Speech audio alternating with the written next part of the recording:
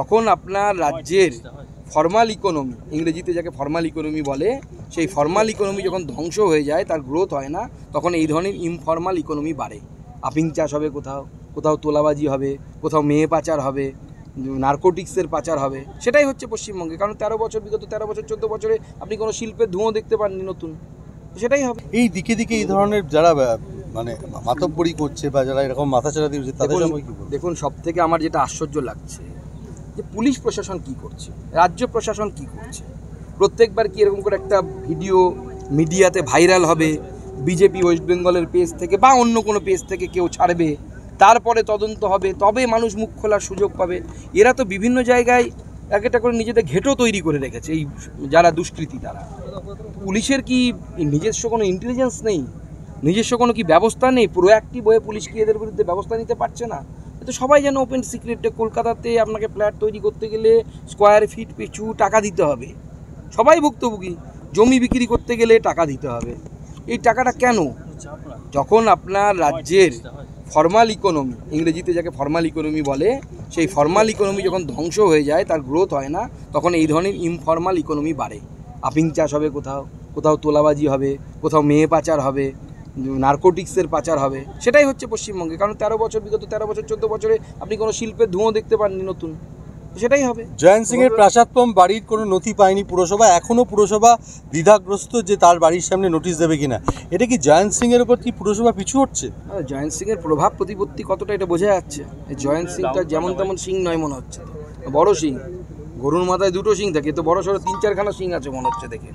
কারণ যেভাবে এই ব্যক্তি দুর্নীতি করেছে এবং জায়গা দখল করে নিয়েছে, জলাভূমি ভরাট করে বাড়ি তৈরি করে নিয়েছে, তারপরে এইভাবে অমানসিক অত্যাচার, মারামারি, এ তো অবাক কাণ্ড। তারপরেও এইভাবে বসে আছে, তার বাড়ি ভাঙা হচ্ছে না।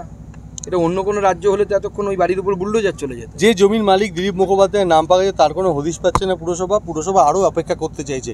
এই দীর্ঘসূত্রিতা কেন? ও দিলীপ মুখোপাধ্যায় উন্নয়নে ঢাকা পড়ে গেছে, ওকে খুঁজে পাওয়া যাবে না। উন্নয়নের ঠেলায় উনি হাওয়া হয়ে গেছে।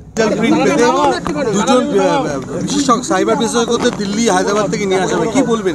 দেখুন, এই তদন্ত যত গভীরে যাচ্ছে, নতুন নতুন তথ্য আসছে এবং তারপরে বোঝা যাচ্ছে যে এই যে দুর্নীতি, এসএসসি বা শিক্ষক নিয়োগ, অশিক্ষক কর্মচারী নিয়োগে যে দুর্নীতি, এটা একটা মহামারী এবং গোটা রাজ্য জুড়ে এটা ছড়িয়ে আছে। তো স্বাভাবিকভাবে তদন্ত চলছে, দোষী যারা তারা গ্রেপ্তার হবে, জেলের ভেতরে যাবে। এবং আমার বিশ্বাস এখনও পর্যন্ত যতটুকু তদন্ত হয়েছে এবং তার ফলে 2-1জন যে বড় যারা নাম, পার্থ চট্টোপাধ্যায় বলুন বা মানিকবাবু বলুন, যারা গ্রেপ্তার হয়েছে, আমার মনে হয় এটা হিমশৈলের চূড়ামাত্র। এখনও পর্যন্ত এই দুর্নীতির বেশিরভাগ যারা দায়ী বা মূল যারা দায়ী, যাদেরকে লার্জার কনস্পিরেটর বলা হয়, তারা কিন্তু এখন গ্রেপ্তার হয়নি। তো আইনের পথে চলবে, তারা গ্রেপ্তার হবে। চুরি করলে তো ভারতবর্ষের আইন বলছে তার গ্রেপ্তারই হওয়া উচিত। 4 সদ্যজয়ী বিধায়ক যাতে শপথ নিতে পারে, তার জন্য রাজ্যপালকে চিঠি লিখেছেন স্পিকার। আগের বারে একটা জটিলতা তৈরি হয়েছিল, তাতে কি শিক্ষা নিয়ে এই সিদ্ধান্ত? দেখুন, এর আগে রাজ্য এবং রাজ্যপালের মধ্যে স্পিকার তো আর রাজ্যের বাইরে বেরোতে পারছেন না। স্পিকারের চেয়ার একদম নিরপেক্ষ চেয়ার, কিন্তু দুর্ভাগ্যবশত আমরা পশ্চিমবঙ্গের স্পিকারের উপস্থিতিতে যে ধরনের আচরণ বিধানসভার মধ্যে আমরা দেখতে পাচ্ছি, অন্য দল থেকে শাসক দলে যোগদান, পার্টির পতাকা নিয়ে, এটা তো আমরা লোকসভার ক্ষেত্রে ভাবতেও পারি না। মানে আমরা জীবনেও ভাবতে পারবো না যে এটা লোকসভায় কোনো হতে পারে, কিন্তু দুর্ভাগ্যবশত সেটা আমরা রাজ্য বিধানসভায় দেখতে পাচ্ছি। এবং তার ফলে টানাটানিতে ভারতবর্ষের সংবিধান ক্ষতিগ্রস্ত হচ্ছে, ভারতবর্ষের গণতন্ত্র ক্ষতিগ্রস্ত হচ্ছে পশ্চিমবঙ্গে। সেজন্য আমার মনে হয় গণতন্ত্রকে বাঁচানোর জন্য, ভারতবর্ষের সংবিধানকে বাঁচানোর জন্য যেটা করা প্রয়োজন, স্পিকারের সেটা করা উচিত। তার বোঝা উচিত যে তিনি এই মুহূর্তে স্পিকারের পদে আসীন হয়ে কোনো দলের প্রতিনিধি নন, তিনি ভারতবর্ষের সংবিধানের প্রতিনিধি। দেখুন, নিজেদের মধ্যে এখন মারামারি চলছে। যখন যদুবংশ ধ্বংস হয়েছিল তখন এরকম হয়েছিল, মুসুল পর্ব হয়েছিল। আর মুসুল পর্ব চলছে, যদুবংশের টাইম এসে গেছে। তখন আপনার রাজ্যের ফর্মাল ইকোনমি, ইংরেজিতে যাকে ফর্মাল ইকোনমি বলে, সেই ফর্মাল ইকোনমি যখন ধ্বংস হয়ে যায়, তার গ্রোথ হয় না, তখন এই ধরনের ইনফর্মাল ইকোনমি বাড়ে। আফিং চাষ হবে, কোথাও কোথাও তোলাবাজি হবে, কোথাও মেয়ে পাচার হবে, নার্কোটিক্সের পাচার হবে। সেটাই হচ্ছে পশ্চিমবঙ্গে। কারণ বিগত 13 বছর 14 বছরে আপনি কোনো শিল্পের ধুঁয়ো দেখতে পাননি নতুন।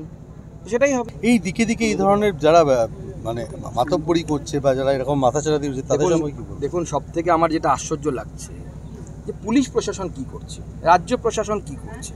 প্রত্যেকবার কি এরকম করে একটা ভিডিও মিডিয়াতে ভাইরাল হবে, বিজেপি ওয়েস্ট বেঙ্গলের পেজ থেকে বা অন্য কোনো পেজ থেকে কেউ ছাড়বে, তারপরে তদন্ত হবে, তবে মানুষ মুখ খোলার সুযোগ পাবে।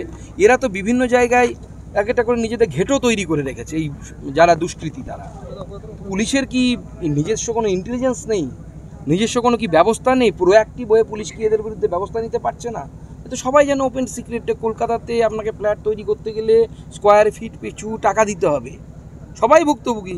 জমি বিক্রি করতে গেলে টাকা দিতে হবে। এই টাকাটা কেন? যখন আপনার রাজ্যের ফর্মাল ইকোনমি, ইংরেজিতে যাকে ফর্মাল ইকোনমি বলে, সেই ফর্মাল ইকোনমি যখন ধ্বংস হয়ে যায়, তার গ্রোথ হয় না, তখন এই ধরনের ইনফর্মাল ইকোনমি বাড়ে।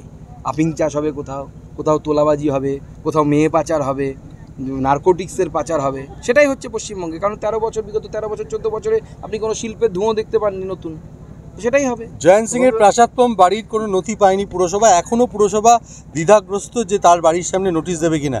এটা কি জয়ন্ত সিংয়ের উপর কি পুরসভা পিছু হচ্ছে? জয়ন্ত সিংয়ের প্রভাব প্রতিপত্তি কতটা এটা বোঝা যাচ্ছে।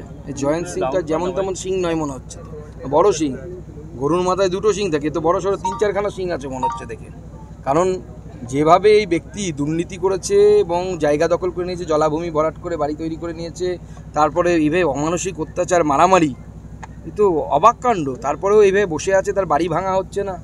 এটা অন্য কোনো রাজ্য হলে তো এতক্ষণ ওই বাড়ির উপর বুলডোজার চলে যেত। যে জমির মালিক দিলীপ মুখোপাধ্যায়ের নাম পাওয়া গেছে, তার কোনো হদিশ পাচ্ছে না পুরসভা আরও অপেক্ষা করতে চাইছে। এই দীর্ঘসূত্রিতা কেন? ও দিলীপ মুখোপাধ্যায় উন্নয়নে ঢাকা পড়ে গেছে, ওকে খুঁজে পাওয়া যাবে না। উন্নয়নের ঠেলায় উনি হাওয়া হয়ে গেছে। দুজন বিশেষজ্ঞ, সাইবার বিশেষজ্ঞদের দিল্লি, হায়দ্রাবাদ থেকে নিয়ে আসা হবে, কি বলবেন? দেখুন, এই তদন্ত যত গভীরে যাচ্ছে, নতুন নতুন তথ্য আসছে এবং তারপরে বোঝা যাচ্ছে যে এই যে দুর্নীতি, এসএসসি বা শিক্ষক নিয়োগ, অশিক্ষক কর্মচারী নিয়োগে যে দুর্নীতি, এটা একটা মহামারী এবং গোটা রাজ্য জুড়ে এটা ছড়িয়ে আছে। তো স্বাভাবিকভাবে তদন্ত চলছে, দোষী যারা তারা গ্রেপ্তার হবে, জেলের ভেতরে যাবে। এবং আমার বিশ্বাস এখনও পর্যন্ত যতটুকু তদন্ত হয়েছে এবং তার ফলে 2-1জন যে বড় যারা নাম, পার্থ চট্টোপাধ্যায় বলুন বা মানিকবাবু বলুন, যারা গ্রেপ্তার হয়েছে, আমার মনে হয় এটা হিমশৈলের চূড়ামাত্র। এখনও পর্যন্ত এই দুর্নীতির বেশিরভাগ যারা দায়ী বা মূল যারা দায়ী, যাদেরকে লার্জার কনস্পিরেটর বলা হয়, তারা কিন্তু এখন গ্রেপ্তার হয়নি। তো আইনের পথে চলবে, তারা গ্রেপ্তার হবে। চুরি করলে তো ভারতবর্ষের আইন বলছে তার গ্রেপ্তারই হওয়া উচিত। 4 সদ্যজয়ী বিধায়ক যাতে শপথ নিতে পারে, তার জন্য রাজ্যপালকে চিঠি লিখেছেন স্পিকার। আগের বারে একটা জটিলতা তৈরি হয়েছিল, তাতে কি শিক্ষা নিয়ে এই সিদ্ধান্ত?